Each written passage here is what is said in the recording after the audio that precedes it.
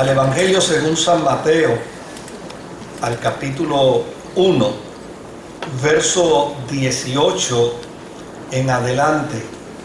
Evangelio según San Mateo, capítulo 1, verso 18 en adelante. Y leemos las Sagradas Escrituras a la gloria del Dios que es Padre, Hijo y Espíritu Santo. Amén. El nacimiento de Jesucristo fue así. Estando comprometida María, su madre, con José, antes que vivieran juntos, se halló que había concebido del Espíritu Santo. José, su marido, como era justo y no quería infamarla, quiso dejarla secretamente, pensando él en esto. Un ángel del Señor se le apareció en sueños y le dijo: José, hijo de David, no temas recibir a María tu mujer, porque lo que en ella es engendrado del Espíritu Santo es.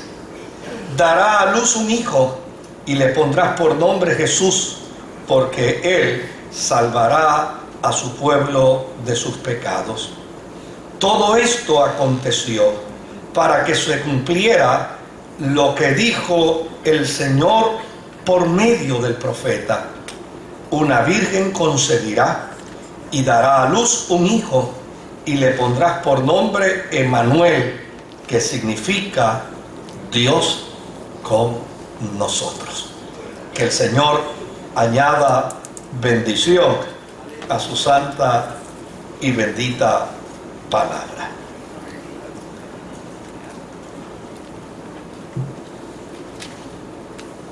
Como parte del proceso natural de nuestra economía, la Navidad llegó en esta ocasión un poco más antes de lo que usualmente se espera. De hecho, le pasaron por encima a Halloween. Casi las máscaras no tuvieron su agosto, porque antes que las máscaras aparecieran, pues ya los centros comerciales tenían las guirnaldas, tenían los árboles y tenían todos esos elementos que nos anuncia la experiencia de la Navidad.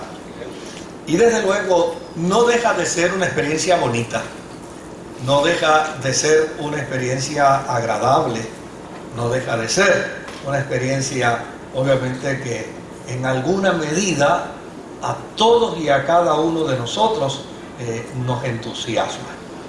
No es menos cierto que, por el otro lado, el mes de diciembre se convierte el mes donde la incidencia de depresión sube y donde inclusive hay una mayor tasa inclusive de suicidios como resultado de estas festividades, porque obviamente el desconocimiento que la gente tiene de la fe y de lo que implica la Navidad hace entonces que vean la Navidad con una óptica totalmente distinta. Y cuando sus objetivos dentro de lo que ellos interpretan y entienden es la Navidad, no se da, entonces desde luego adviene a ellos la experiencia depresiva, adviene a ellos la experiencia de desilusión con respecto a la celebración navideña. El martes pasado, con el grupo de hermanos y hermanas que nos reunimos aquí para discutir aspectos teológicos, estuvimos hablando precisamente sobre todo lo que se envuelve dentro del concepto de la Navidad, los mitos de la Navidad, la forma y manera como ésta empezó a desarrollarse y desde luego hasta dónde esta experiencia de la Navidad debe ser entendida y debe ser celebrada por los cristianos. Hay algunos creyentes y hay algunas comunidades de fe que llana y sencillamente tienen un rotundo no a la celebración de la Navidad. Y el rotundo no de ellos es como resultado del aspecto histórico de la celebración. Pues dicen, mira, ¿para qué voy a celebrar la Navidad si la Navidad está enmarcada dentro de un contexto puramente pagano? ¿Para qué voy a celebrar la Navidad si la Navidad está enmarcada en unas festividades y la gente lo que tiene en su cabeza es simplemente unas intenciones muy particulares?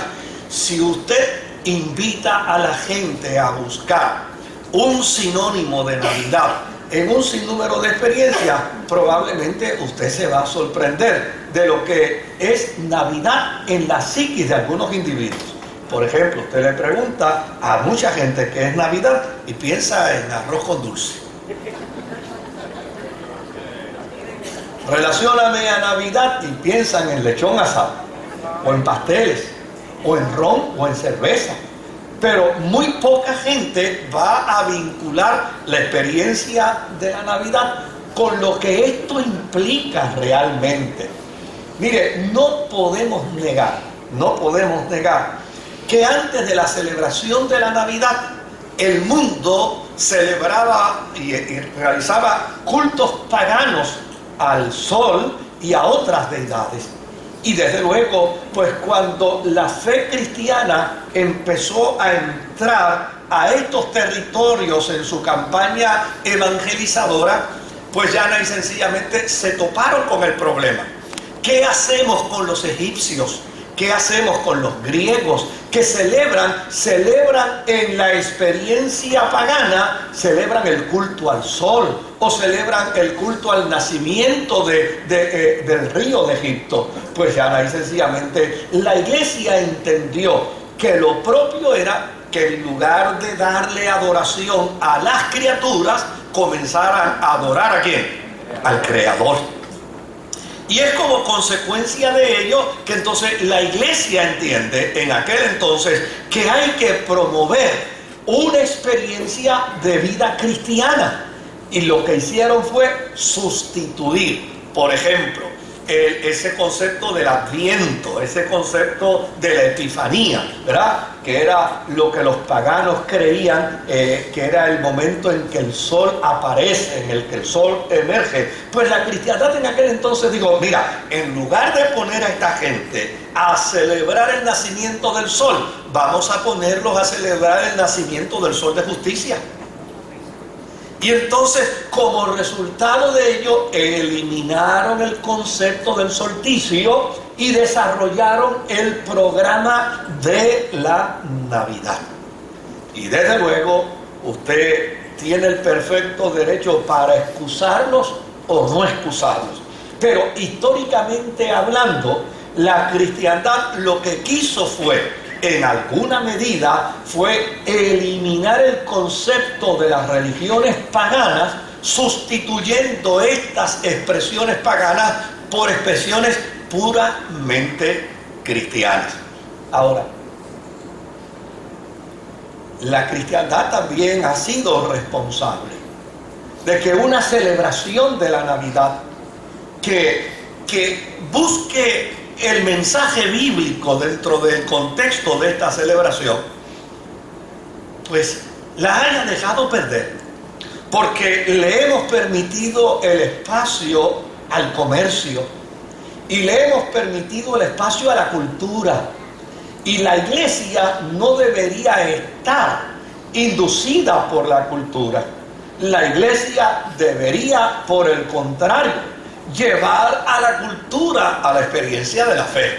Pero en alguna medida la iglesia perdió de perspectiva y abrió flancos y permitió que en alguna medida aquellas experiencias que se habían desarrollado al inicio, en el siglo IV, en el siglo V, que se habían desarrollado para erradicar el culto al paganismo y celebrar entonces las experiencias festivas dentro de un contexto bíblico, pues ya no, sencillamente la iglesia perdió su defensa ante esos valores, y hoy en día ha permitido que la experiencia de la Navidad se convierta en una experiencia prácticamente sin sentido.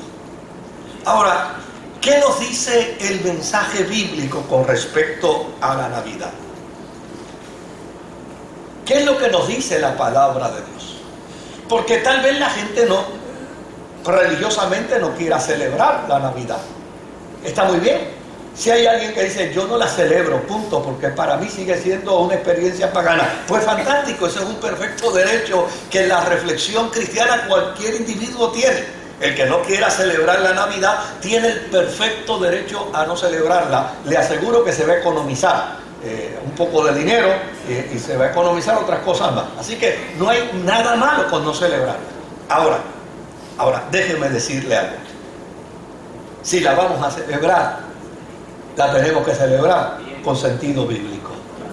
Si la vamos a celebrar, la tenemos que celebrar enfocados en lo que la palabra del Señor nos enseña. Mire, precisamente hoy, después de estar en 3 cultos predicando, cuando yo llegue a casa a las 10 de la noche, yo tengo ya el itinerario del día de hoy. No he terminado. Cuando yo llegue a casa a las 10 de la noche, me toca reunirme con un grupo de niños y de niñas que están en casa overnight. O nightmare, no sé. Pero están en casa. Están en casa todos ellos. Y la responsabilidad, según el itinerario que me hizo Kaira, la responsabilidad mía es, cuando yo llegue a las 10 de la noche, es explicarles el verdadero sentido de la Navidad. Porque en mi casa se está celebrando hoy el cumpleaños de Jesús. Y ella escogió invitar a sus amigos, invitó a sus amigas de escuela y obviamente logró persuadir a los padres para que dejaran a todos esos muchachos en casa, y allí están. Y desde luego la intención de ella, una niña de 8 años, es que sus amigos y sus amigas puedan conocer el verdadero significado de la Navidad. Pues si celebramos la Navidad de esa manera, vale la pena celebrarla. Si la celebramos dentro de un contexto bíblico, vale la pena hacerlo. Porque a fin de cuentas, óigame, el que no quiera celebrar la Navidad no puede negar que Jesús nació. Y si nació, celebrar su nacimiento, haya nacido en abril, o haya nacido en marzo, o haya nacido en septiembre, porque déjenme decirle algo, hay más posibilidad de que haya nacido en marzo, o de que haya nacido en abril, o de que haya nacido en septiembre, que haya nacido en diciembre. Las posibilidades de que haya nacido en diciembre son remotas, casi ninguna. Pero lo que no podemos negar desde el punto de vista de la fe, y aún dentro del punto de vista histórico, que Jesús nació. Y la iglesia tiene el perfecto derecho a celebrar su nacimiento, indistintamente el día que sea. Ahora, vayamos al mensaje que la historia de la Navidad nos presenta. Lo primero que nos presenta la experiencia de la historia de la Navidad es el mensaje de salvación inclusivista. Es decir, el mensaje de la gracia, el mensaje de la salvación, que es para todos. Una de las cosas que debe estar perfectamente claro en la mente de cada cristiano es que cuando celebramos la Navidad, estamos celebrando la salvación de los seres humanos. Y estamos celebrando la experiencia de la salvación que fue abierta para todos. La Biblia dice que así como en Adán todos mueren, en Cristo todos son vivificados. La Biblia dice que la voluntad de Dios es que nadie se pierda, sino que todos procedan al arrepentimiento. Pues el primer mensaje que nos anuncia la Navidad es que la gracia de Dios alcanza al ser humano mediante la hermosa historia de aquel verbo que se hizo carne para habitar entre nosotros. Por el otro lado, el segundo mensaje que nos presenta la Navidad le encontramos precisamente dentro del marco de la genealogía que nos presenta Mateo. Mateo, contrario a Lucas, Lucas dice: yo voy a tratar de poner en orden lo que otros ya han dicho, pero Mateo comienza su historia de la natividad de Jesús con una estela genealógica. Y desde luego, yo estoy seguro que mucha gente cuando va al capítulo 1 de Mateo le pasa por encima a toda esa genealogía. Porque a fin de cuentas dice: ¿para qué tengo yo que leer aquí que fulano engendró a sultano, que sultano engendró a sultanejo, que sultanejo engendró a fulano de tal? Si a fin de cuentas esto a mí no me hace ningún sentido. Para nosotros tal vez no nos hace sentido, pero para Mateo le hizo un sentido pleno. Porque dentro de la genealogía que nos presenta Mateo, lo que él quiere comunicarnos es que Dios hizo una promesa de salvación, una promesa de redención, una promesa de reconciliación. Y Dios trabajó constante y consistentemente para que esa promesa se cumpliera. Y esa genealogía lo que nos quiere decir es: las circunstancias adversas de la vida provocaron en muchas ocasiones que esa promesa de Dios no se cumpliera, pero Dios la hizo cumplir a cabalidad. Por lo tanto, la Navidad nos comunica a nosotros que Dios hará todo lo que sea imposible con tal de cumplir en nosotros su propósito de salvación. Dios hará lo que usted no se imagina con tal de que el ser humano sea salvo. Dios trabajará con todos los elementos necesarios, con los elementos de la naturaleza, con los elementos de la ciencia, con los elementos del intelecto humano, con lo que sea necesario. Dios trabajará con tal de que el hombre pueda vivir una experiencia de encuentro y de reconciliación con Él. Esa genealogía también nos dice que tanto judíos como gentiles estaban involucrados en el plan salvador de Jesucristo. Cuando usted mira la genealogía, usted empieza a ver en la genealogía de Mateo cómo él comienza a tocar toda la experiencia desde Abraham, pero de momento se desvía y se va precisamente a la experiencia de mujeres que eran gentílicas. Y usted dirá: pero ¿y qué tiene que ver una gentil aquí en el árbol genealógico? Pues tiene que ver, porque ya y sencillamente es el testimonio que Mateo nos da para decirnos: en el plan de salvación de Dios, Dios tenía interés tanto en judíos como en gentiles para incluirlos en la salvación de Jesucristo. Por lo tanto, la Navidad es la ecuación perfecta de Jesucristo. Y Mateo nos va a decir que esa ecuación perfecta, por eso yo mencioné al principio, tal vez para la gente que está distante de la fe, la Navidad puede ser sinónimo de muchas cosas, pero para el cristiano, cuando se dice Navidad, lo que debe decir es: Navidad es igual a Jesucristo. Si hay arbolito de Navidad, no hay problema. Si hay bombillitas, no hay problema. Si hay Pascua, no hay problema. Si se puede pintar la casa, no hay problema. Si se pueden comprar turrones en Alicante, no hay problema. No hay problema. Pero ese no es el mensaje fundamental de la Navidad. El mensaje fundamental que debe estar bien claro en la mente de todo hombre y de toda mujer cristiana es la importancia gloriosa de presentar a Jesucristo. Jesucristo es el resultado de la manifestación más grande del amor de Dios, precisamente a través de la historia que Mateo nos regala. El martes pasado compartía yo con el grupo que viene a los estudios y les decía que en los primeros años de la historia de la cristiandad no se le ocurrió pensar en el nacimiento de Jesús.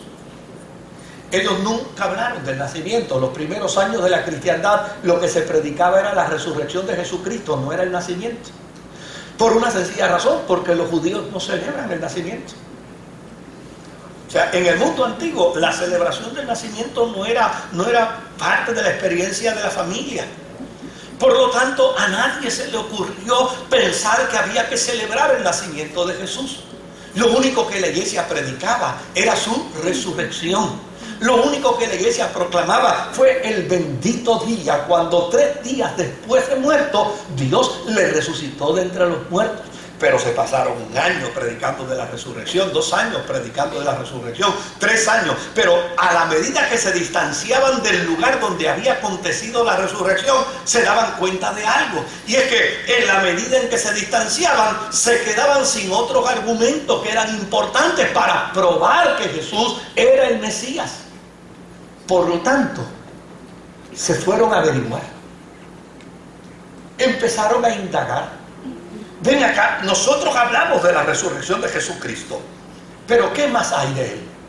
¿Qué más hay de Él? Ustedes saben que Lucas usa una expresión que es maravillosa, que dice, y todas estas cosas María las guardaba, ¿qué? Las guardaba en su corazón, ¿verdad? Pues obviamente la iglesia fue a María y empezó a preguntarle, y fue María la que les contó a ellos cómo el ángel se le apareció. Y fue María la que le compartió a ellos la visita que ella tuvo con Elizabeth y el testimonio glorioso profético que Elizabeth dio sobre de ella.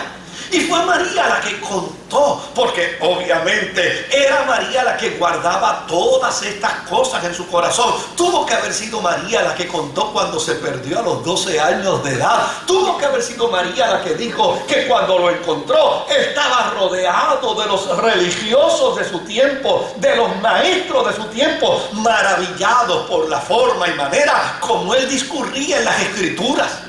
Tuvo que haber sido María la que dijo, cuando le cuestioné por qué se había perdido, me respondió y me dijo, en los negocios de mi padre me conviene estar. ¿Y sabe qué? Cuando la iglesia empezó a preguntarle a María, y después empezó a mirar el Antiguo Testamento, se maravilló. Porque si bien es cierto, el testimonio de la resurrección de Jesucristo era contundente, ahora ellos descubrían que en el Antiguo Testamento había más de 300 claves que probaban, que demostraban que Jesús era el Mesías. Por eso cuando usted escucha la historia de la crucifixión de Jesús, escuchará que Jesús en el madero comienza a decir, para que se cumpla ¿qué? La Escritura. Para que se cumpla la Escritura. ¿Por qué razón? Porque ellos descubrieron que todo lo que Jesús hacía, que todo lo que Jesús planteaba, que los milagros que Jesús realizaba, estaban vinculados precisamente a las profecías de los antiguos. Y desde luego, como resultado de ello, la cristiandad afianzó su fe, afianzó su testimonio de esperanza y comenzó a proclamar que no solamente Dios le había resucitado de entre los muertos, sino que en Él se cumplían más de 300 profecías antiguo testamentarias que demostraban que Él era el Mesías, el Hijo del Dios del cielo. Por lo tanto, esta historia de la natividad de Jesús tiene que ser una historia bien comprendida, bien entendida, porque en ella hay un testimonio extraordinario de esperanza y de bendición para cada cristiano. Mejor que el lechón asado, mejor que el arroz con gandules. La palabra de Dios tiene un testimonio mucho más sublime y mucho más maravilloso. Ahora, fíjate cómo comienza la historia. La historia comienza con una pareja que estaba comprometida. Una pareja que había trascendido por encima de la crisis para que la voluntad de Dios se hiciera realidad. Dentro del contexto histórico y dentro de la cultura judía, un compromiso era lo mismo que un matrimonio. Era la ratificación de la pareja a la determinación que sus padres habían hecho. Porque muchas veces en la antigüedad no es como ahora, que usted tiene el perfecto derecho de ir a la escuela y ver la chica o el chico que le gusta. En aquel tiempo estaban dos padres conversando y se simpatizaban tanto que al final decía: ¿tienes una nena? Bueno, no la tengo, pero hay probabilidad de que la tenga. Y dice: bueno, pues cuando la tenga, acuérdate que tú y yo podemos hacer un pacto hoy, y dentro de unos años la nena que tú tengas puede ser esposa del nene que yo tengo. Y eso era suficiente. No había que dar nada más. Al pasar de los años, ya no, y sencillamente los padres se encontraban y decían: ¿te acuerdas del compromiso que hicimos? Sí, aquí está el nene mío. Si era feo, allá tú. Aquí está. Y aquí está la nena. Y desde luego se comprometían. Y el compromiso que hacían era la ratificación que honraba la determinación de los padres, que ofrecieron en matrimonio a sus hijos. A tal grado era esto en el mundo judío, que si un novio se moría antes de casarse, a la muchacha se le declaraba viuda y se le permitía llorar su viudez el mismo tiempo que se le permitía a cualquier mujer casada.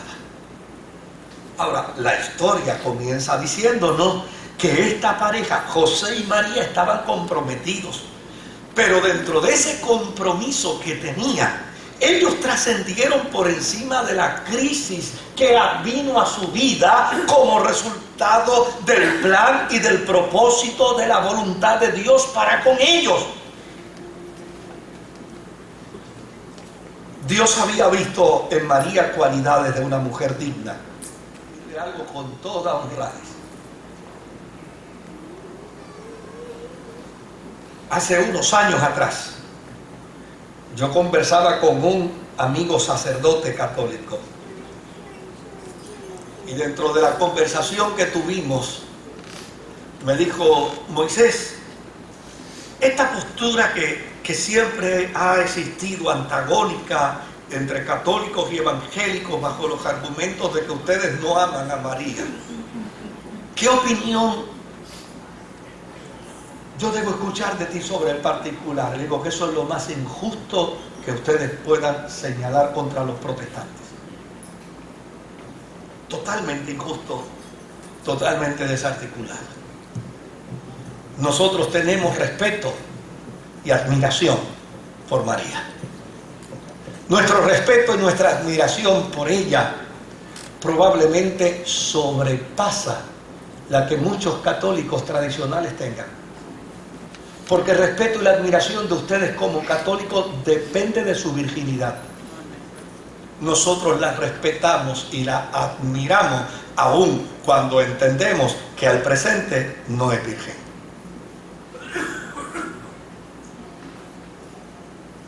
Si muchos católicos descubrieran que María no es virgen, dejarían de reverenciarla. El mundo evangélico apunta con firmeza que no hay tal virginidad en María al presente,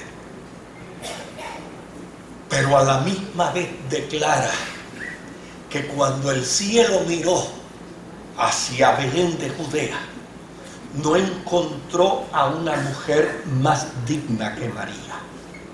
No encontró a una mujer más fiel que María. No encontró a una mujer tan llena de gracia como María. No encontró a una mujer que reuniera los requisitos y las cualidades que el cielo andaba buscando de una mujer para el Espíritu Santo poner en su vientre al Verbo encarnado de Dios. Óigame, escuche lo que les voy a decir. Una muchachita tal vez de 16, 17 años era María. Cuando escucha la voz de un ángel que le dice que ha quedado embarazada y ella tiene conciencia que nadie la ha tocado sexualmente. ¿Usted se imagina la crisis en la que pudo haber entrado? ¿Usted se imagina la impresión emocional que tuvo que haber tenido? Que de momento descubre que su cuerpo está en un proceso de gestación. Y está embarazada dentro de un contexto cultural que no perdona la infidelidad. Nosotros aceptamos por fe todo el proceso que las Sagradas Escrituras plantean, pero hay que ser empático con la situación histórica de esta mujer en medio de una cultura que dice que si alguien ha caído en infidelidad, hay que llevarla hasta las puertas de la ciudad y morirá apedreada.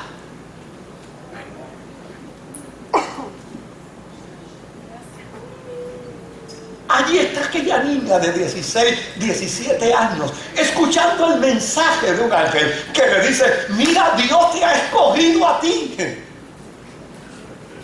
Vea eso dentro del contexto real, véalo con empatía. Si yo conozco un montón de cristianos a quien Dios ha escogido para cosas y felizmente le han dicho a Dios que no. No, búscate a otro, a mí no me metas en eso. Y no están embarazados, es simplemente un llamado. Un llamadito nada más. Un llamadito nada más que le han hecho. No, a mí no, búscate a otro. Conmigo no cuentes para eso. Esta niña, esta adolescente, que seguro tuvo que haber temblado como una hoja, que seguro tuvo que haber sufrido una experiencia de crisis profunda en su psiquis y en sus emociones, cuando escucha el mensaje del ángel, lo único que responde es: yo soy la esclava tuya, hágase en mí como tú quieras. El mensaje de la Navidad nos plantea esa gran claridad. Navidad es hacernos saber que llana y sencillamente Dios es un Dios soberano, y cuando Él impone un plan, cuando Él impone una meta, cuando Él impone un proyecto en favor de nuestra vida, la única respuesta que nosotros podemos darle a la soberanía de Dios es: hágase en mí tu santa voluntad. Ella no entendía, pero se sujetaba a la voluntad soberana del Padre. ¿No le parece a usted que esto es un mensaje de la Navidad extraordinario? Yo creo que los cristianos necesitamos aprender un poco más de María. Qué bueno sería poderle decir al Señor: Señor, hazme como María. Yo quiero sujetarme a tu voluntad, aunque no entienda lo que tú me estás requiriendo. aunque no entienda el proyecto que tú me estás pidiendo, aunque no entienda lo que tú me estás exigiendo, pero el hacer tu voluntad debe ser nuestra profunda satisfacción. Por el otro lado, en el mensaje de la Navidad se nos presenta a un José, Dios mío, que si María era una titana, José es un titán. No perdamos de perspectiva el contexto cultural. En el contexto cultural, a esta pareja que todavía no se habían casado, estaba terminantemente prohibido que José tocara sexualmente a María. Ese relajo se da acá en Occidente, allá no. Terminantemente prohibido. Ahora José descubre que su prometida está embarazada. Seamos empáticos con él también. Óigame, un muchacho de 17 años que ahora de repente descubre que su novia está embarazada y para colmo de males está en una cultura que dice: si la tocaste, mijo, vas a morir apedreado. Y él dice: yo no la he tocado, pero está embarazada. Y si yo no la he tocado y está embarazada, la tuvo que haber tocado ¿quién? Otro.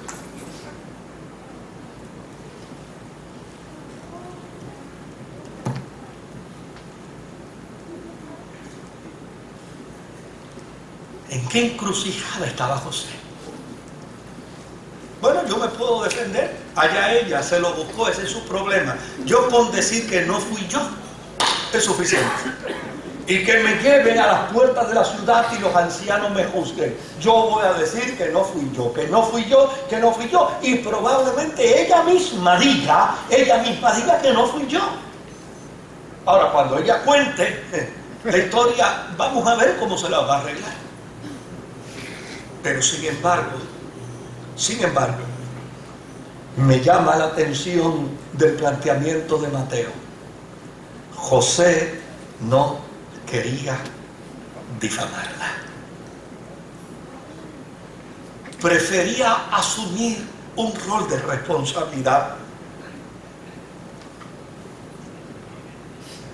Prefería cubrirla. Navidad nos hace saber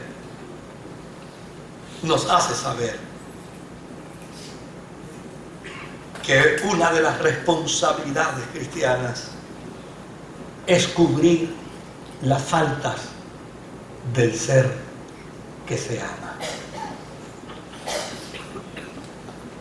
No tiene que ver con bombilla. Pero Navidad requiere aprender a cubrir las faltas del ser que se ama. Ese es un gran desafío para la vida cristiana, porque por lo general nosotros tiramos adelante.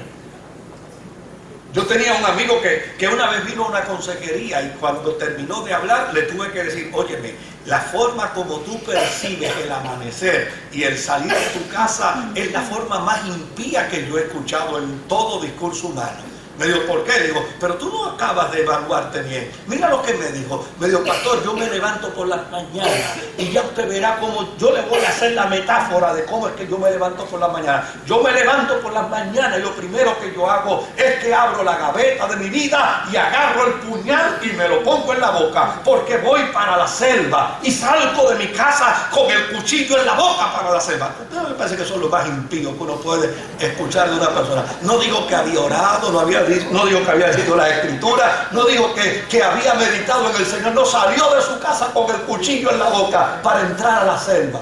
¿Qué pensamiento cristiano es ese? ¿De qué manera nos podemos nutrir pensando de esa manera?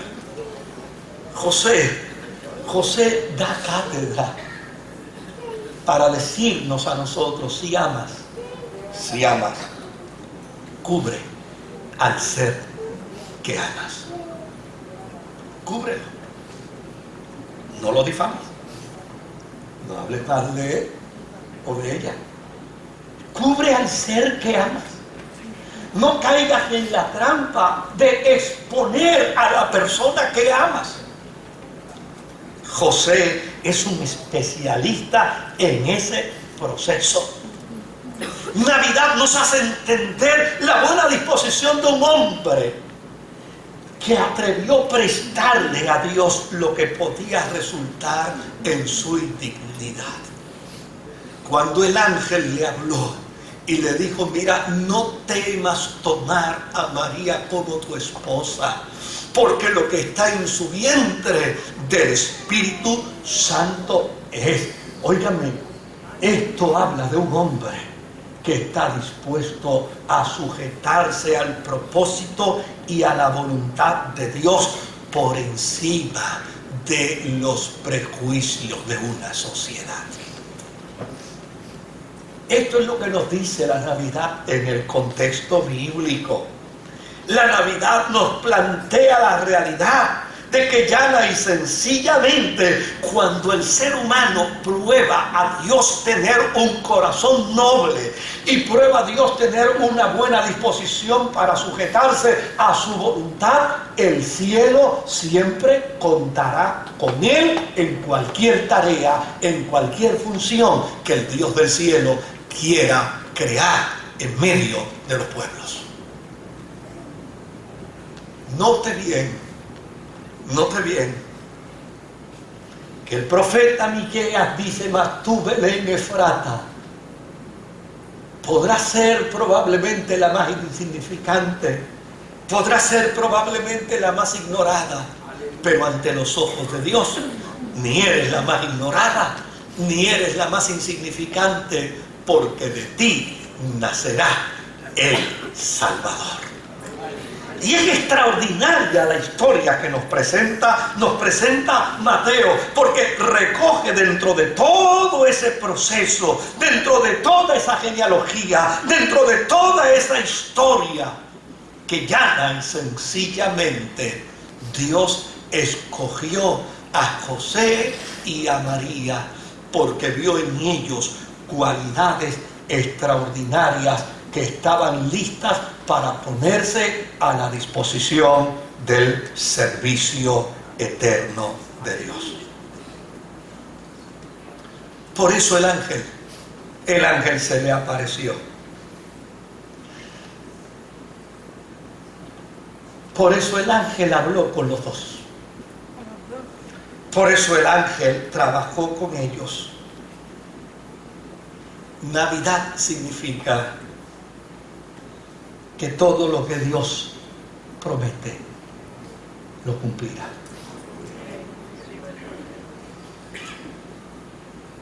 Todo lo que Dios promete lo cumplirá. Si Dios le ha prometido algo a su vida, tenga la completa certeza que si Dios lo prometió, lo cumplirá.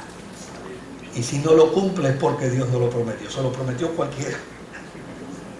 Pero si Dios lo ha prometido, Él lo cumplirá. Hay un dato en Mateo que a mí me fascina, me resulta fascinante. Está en el capítulo 1 y está al final del libro de Mateo. Navidad es presencia de Dios con nosotros. Y ese es el mayor valor que puede acompañar a un ser humano en la vida. Hay gente que puede pensar que el mayor valor de su vida es la fama. Y trabajan para la fama. Pero la fama va y viene. Y en el camino desaparece. Una vez Carlos Gardel era bien famoso. Ya muy poca gente lo escucha. Usted puede retrotraer a su memoria artistas y cantantes y deportistas muy famosos. Pero ahora usted entra en una conversación con los muchachos del presente y menciona esos nombres y dice, ¿quién es ese? El valor mayor no es la fama. El valor mayor no es el dinero. El valor mayor no es el prestigio social.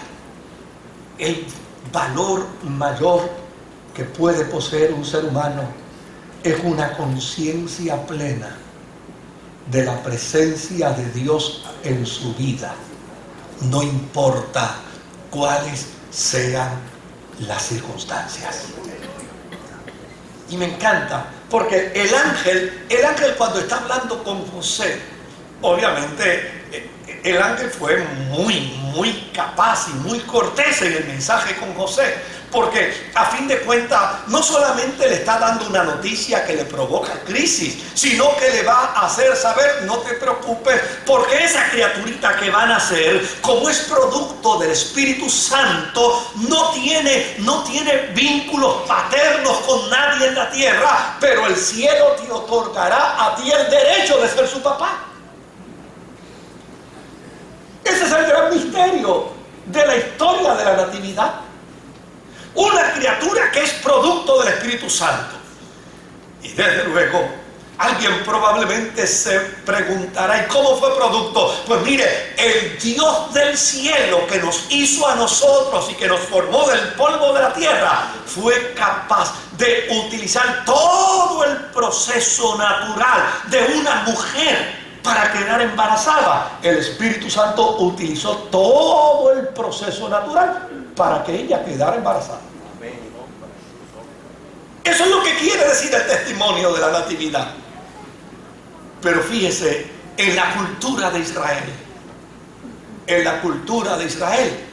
el padre es el que cría.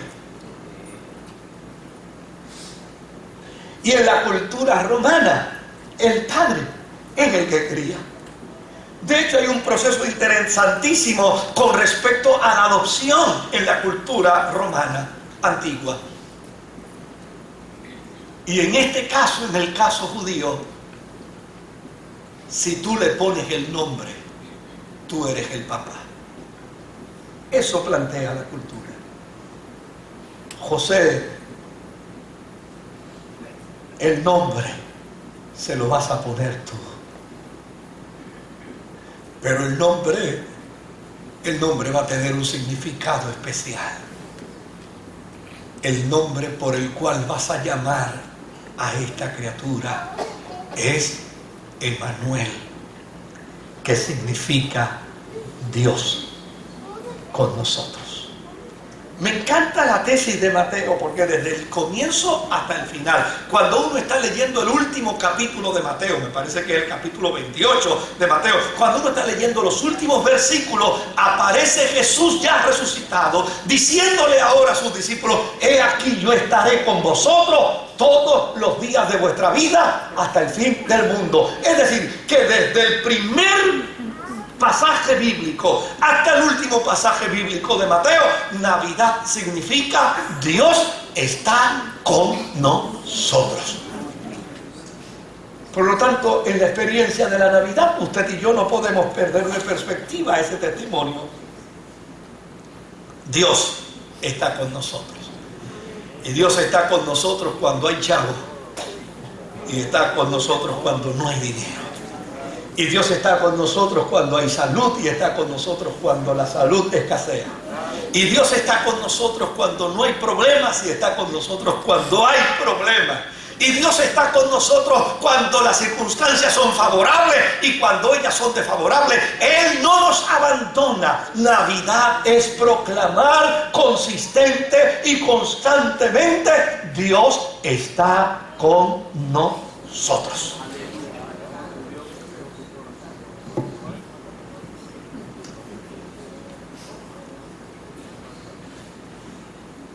El mensaje bíblico con respecto a la Navidad que nos da Mateo es que Jesús nació donde David nació. Yo a veces doy rienda suelta a la imaginación y digo, Dios mío, ¿cómo reaccionarían los apóstoles cuando descubrieron eso? Que había una profecía que decía que nacería en el territorio donde David nació. ¿Cómo habrán reaccionado ellos? ¿Qué sorpresa se habrán llevado ellos? Y donde la profecía dijo que nacería, allí nació. 800 años antes, el profeta Miqueas lo profetizó. Dijo, nacerá en Belén. Y allí nació 800 años después. ¿Qué nos dice la Navidad? Dios es preciso. Qué preciso es Dios, qué certero es Dios. Él no falla, Él es fiel. ¿Qué otra cosa nos plantea la Navidad? Que el mensaje de redención es un mensaje para todos. Los magos de Oriente no eran evangélicos.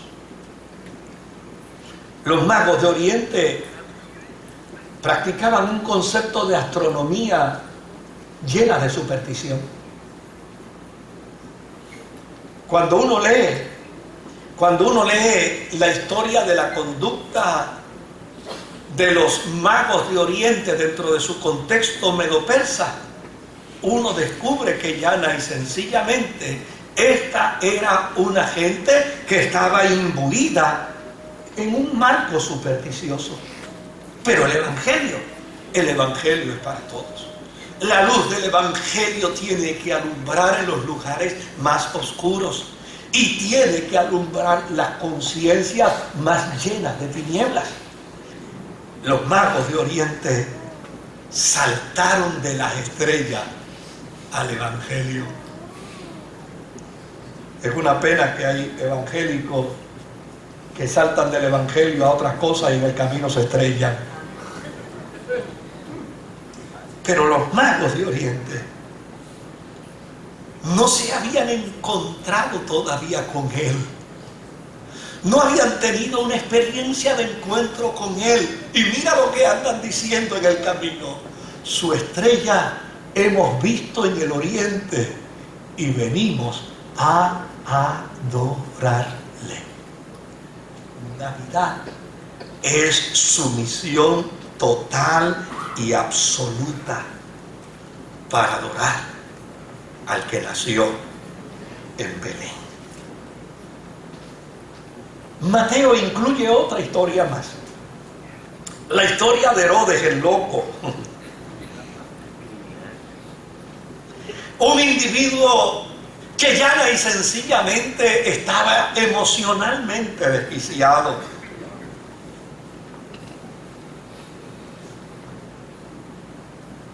Cada elemento que lo traía a sospecha de que alguien podía quitarle su trono, él no jugaba con su sospecha. Inmediatamente lo quitaba del camino. Tuvo sospechas de que su mamá le quería quitar el trono y la mató. Tuvo sospechas de que 3 de sus hijos le quisieron quitar el trono y también los liquidó. El individuo no se encomendaba a nadie. Cuando veía que su posición como monarca estaba en peligro, él buscaba la fuente de ese peligro y la exterminaba. Mateo nos cuenta y nos dice que los magos, guiados por una estrella, llegaron hasta Herodes. Y cuando llegaron donde él, le plantearon lo que ellos hacían.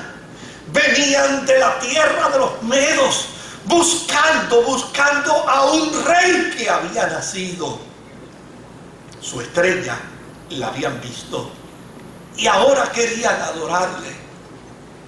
Y estaba en el territorio de Herodes. Aquello olía a sospechas.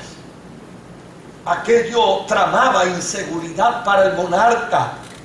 Pero de inmediato el monarca dijo: vamos a preguntar a los que saben. Aquí hay una gente que sabe de esto, porque son los especialistas del documento antiguo testamentario.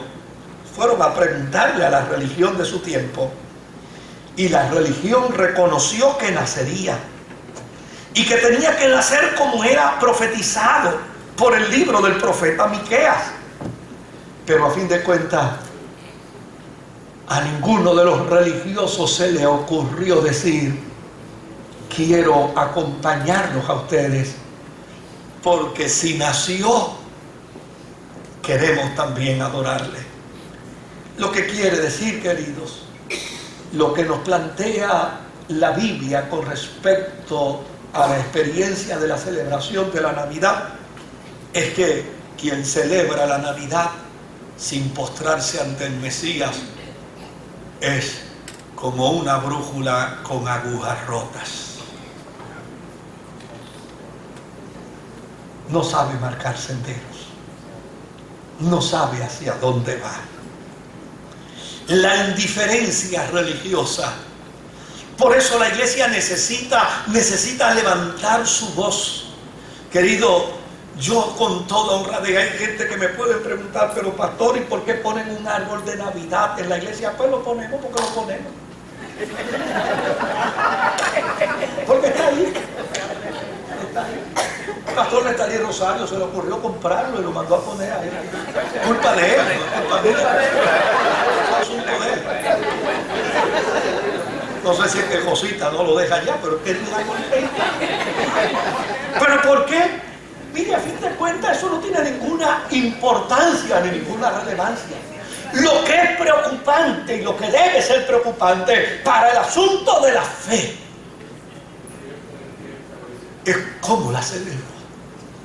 ¿Dónde están mis prioridades en la celebración de la Navidad? ¿Está Jesús presente para adorarle? ¿Está Jesús presente para servirle? ¿Está Jesús presente para sujetarme a su voluntad? ¿Está Jesús presente para someterme a su propósito? ¿O yo soy parte de la religiosidad que actúa de manera indiferente ante su nacimiento y ante el pesebre?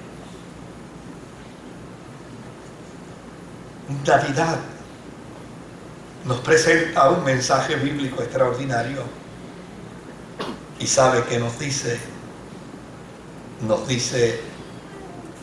que Navidad es el cumplimiento preciso de Dios para todos los mortales. Hay un mensaje hermoso en la Navidad. Ha nacido hoy en la ciudad de David un Salvador, que es Cristo el Señor. Me gusta algo interesante del libro de Lucas. Y es que el libro de Lucas, contrario a Mateo, escoge a unos pastores para hablar sobre el significado de la Navidad. Lucas, contrario a Mateo escoge a los magos de Oriente para decirnos que la salvación es inclusivista, que el plan de la salvación es para todos, que no importa cuán desviado esté el ser humano, hay una luz del Evangelio que le puede alumbrar, y si sigue la luz del Evangelio puede llegar hasta la persona de Jesucristo para ser reconciliado con Dios. Pero me encanta el planteamiento de Lucas. El planteamiento de Lucas es que hay unos pastores cuidando su rebaño. Y déjeme decirle algo breve con respecto a esto. Los pastores de Jerusalén eran, bueno, lo puedo decir ahora porque han pasado 2000 años, a mí nadie me va a demandar por lo que voy a decir ahora. Pero los pastores de Jerusalén eran unos pillos, sinvergüenzas, truhanes.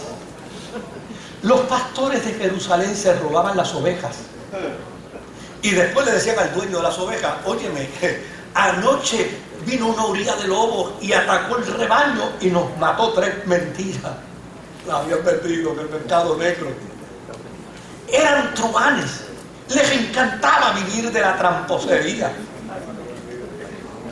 Pero los pastores de Belén eran honestos, íntegros.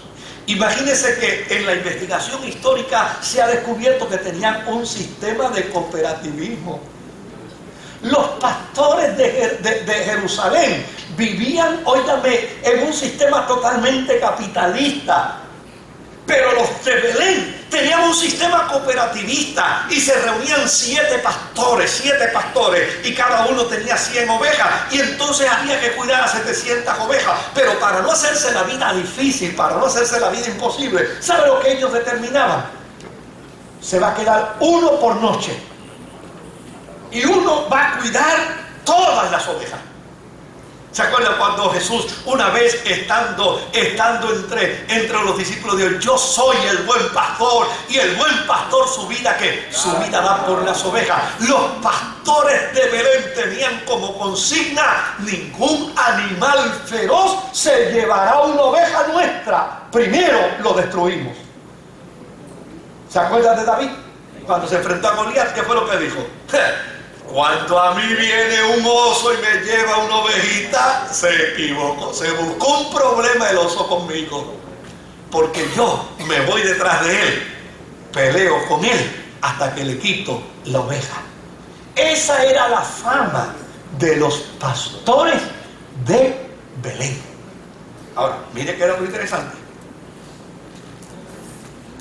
El negocio del templo lo dirigía el sacerdocio, y los sacerdotes eran los dueños de la crianza de ovejas.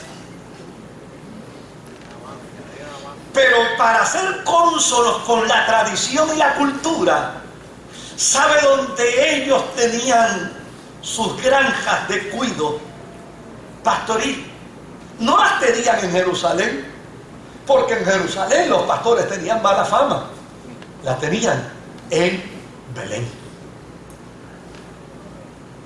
Así es que cuando una persona venía con una ovejita para el sacerdote al sacrificio desde Belén, esa ovejita estaba garantizada. Esa está perfecta para el sacrificio. De hecho, el negocio en el templo era increíble, a tal punto de que la gente llevaba ovejitas de otro lado y decía: no, esa ovejita no sirve, te recomendamos que vayas a Belén, la compres en Belén y la traigas. Pues claro, porque el negocio era doble. El mismo que la vendía era el que se quedaba con la mitad de la oveja después que se hacía el sacrificio. Era negocio redondo para ellos. Pero lo cierto es que las ovejas de Belén estaban guardadas y cuidadas por los mejores pastores de toda la comarca.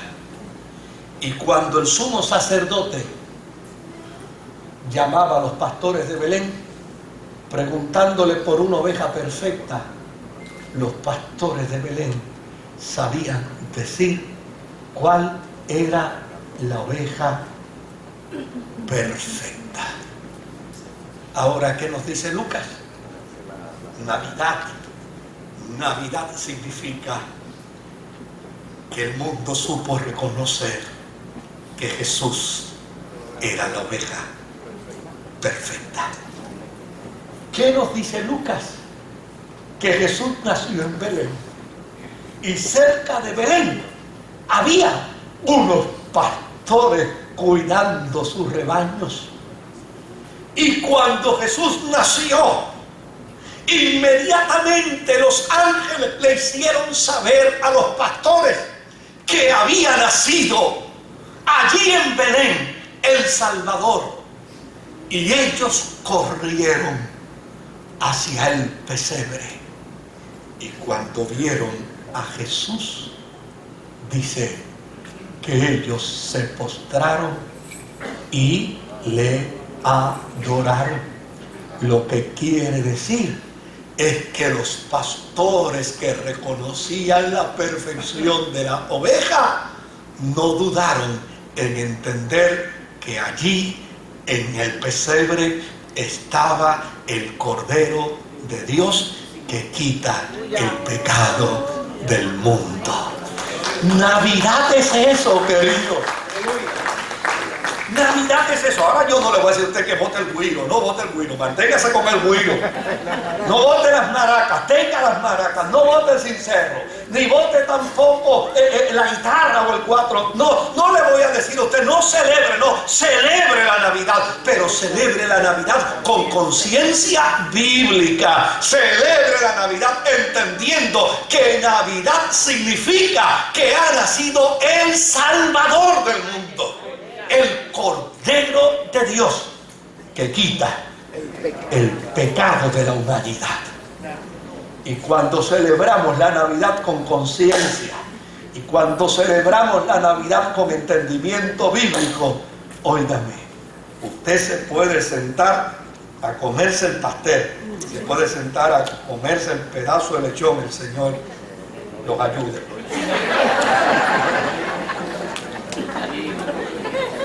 Pero cuando usted lo hace con conciencia, mi hermano, qué experiencia más grata y más maravillosa. Yo termino con esto. Hace muchos años atrás, la policía de Puerto Rico en el área de San Juan tenía un coronel que teníamos una relación de amistad muy estrecha. Y él iba a celebrarle a su personal la fiesta de Navidad. Y había convocado un trío para que fuera a amenizar la fiesta. Ya todo estaba listo, ya estaba todo montado, ya se había solicitado el permiso de la superintendencia para 2 horas libres para celebrar la fiesta de la comandancia de San Juan en aquel entonces. Y llamó el director del trío para decirle al coronel que no podían llegar porque 2 de los cantantes que estaban muy enfermos y estaban totalmente afónicos. Y el coronel se desesperó y me llamó a la división donde yo estaba y me dijo: ¿tú estás trabajando o estás libre? No, yo estoy aquí. Me dice: ve a tu casa y busca la guitarra y ven para acá en 10:50, es decir, de emergencia, ven para acá. Digo: ¿pero qué pasa, coronel? Me dice: el trío me canceló la amenización de la fiesta y esto hay que hacerlo porque ya está todo el personal convocado para ella y yo necesito que tú vayas y cantes aquí villancicos y cantes canciones de Navidad porque esta fiesta no se puede parar. Y bueno, pues no hay ningún problema. Yo voy un momentito a casa y busqué la guitarra. Y cuando llegué, le dije: coronel, acuérdese que yo lo voy a hacer a la manera mía. No, hazlo como tú quieras. Y yo agarré la guitarra y canté Pastores a Belén. Y canté otro villancico de Navidad. Y de momento puse la guitarra para un lado y empecé a hablarles sobre el contenido bíblico de la Navidad. Y empecé a compartirles lo que es la Navidad desde el punto de vista de las Sagradas Escrituras. Y había un silencio como el que hay ahora aquí entre ustedes. Y al final se me ocurrió decir: todo el que quiera recibir a Jesucristo como su Señor y como su Salvador, pase aquí al frente que yo voy a orar por usted. Y la gente empezó a pasar llorando. Y la gente empezó a caminar con llanto. Y el coronel Vázquez me miraba desde allá con el dice: ¿qué es esto? Y cuando la gente se acercó donde yo estaba, le dije: ahora levante su mano y repita conmigo esta oración. Cuando terminé de orar con ellos, le dije: quiere decir que ustedes han recibido a Jesucristo como Señor y Salvador personal y están celebrando la verdadera Navidad. Cuando se acabó todo, no lo puedo decir en las palabras del coronel porque no está permitido. Le digo, Moisés, tú me has fastidiado esto. Pero chico, tú me sacaste lágrimas a mí. Y ver a toda esa gente convirtiéndose y tomando un compromiso más serio. Óyeme, esta es la verdadera celebración de la Navidad.